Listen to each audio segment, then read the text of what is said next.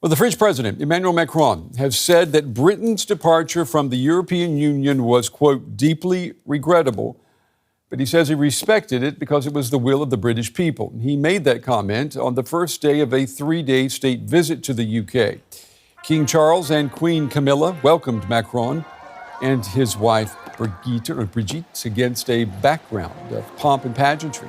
The visit symbolizes the return of closer ties between the UK and France following the difficulties of Brexit. It's the first state visit by an EU head of state since Britain left the European Union back in 2020. Macron earlier addressed the British Parliament, urging for closer cooperation between the two countries. We have to work together in order to defend an efficient multilateralism and to protect the international order as we forged it after the Second World War. All right, I'm joined now by our correspondent, Birgit Maas. She has followed Macron's first day of this 3-day visit very closely for us. Birgit, we just heard the French president speaking there. I mean, it's a rather historic visit, isn't it? And what more can you tell us about why it's so important? Brent, you mentioned it. It's the first state visit by an EU leader since Brexit, since Britain left the European Union. And President Macron was really clear that he knew about the historic importance of this moment. And he was urging the British people, the British politicians, to not let the channel grow wider.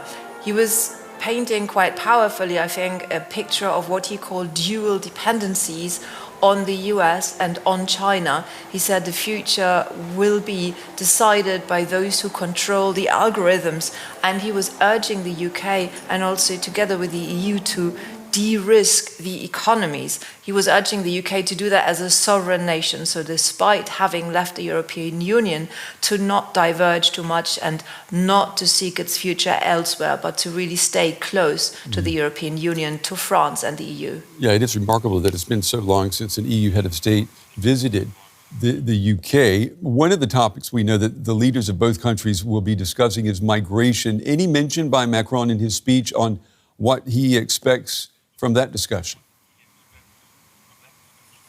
Yes, migration is an incredibly important topic across Europe and really specifically also for the UK. We have seen record numbers of what is called here so-called small boats coming across the channel with migrants mostly from France. And President Macron mentioned the topic in his speech, but did not go into details. He said that it would be dealt with humanity, solidarity and firmness. And he said that at the summit, which is going to follow on Thursday, that he was hoping to see tangible results. There were reports that the UK was hoping for an agreement with France, which was called here a one-in, one-out agreement. So for each migrant that France takes back, a migrant that has crossed the channel, that the UK will take another migrant that actually has a chance to be granted asylum here in the UK, for example, because of family ties.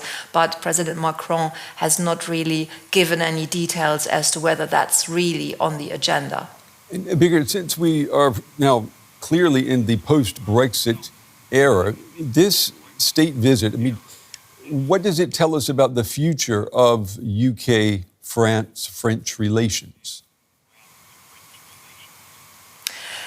The UK under Prime Minister Keir Starmer has started what they call a reset, so have friendlier and closer relations with the EU without becoming a member again. So they have accepted the reality of Brexit and they have stuck to several so-called red lines, so no return to free movement. However, what they do want to do, they want to have closer military cooperation and also closer trade relationships.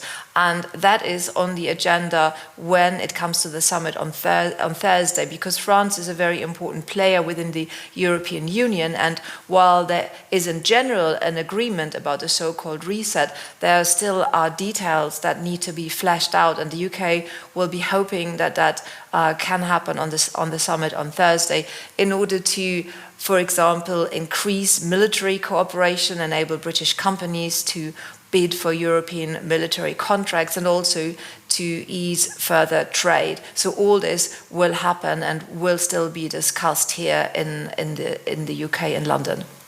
Okay, DW's Birgit Maas with the latest for us from London. Birgit, as always, thank you.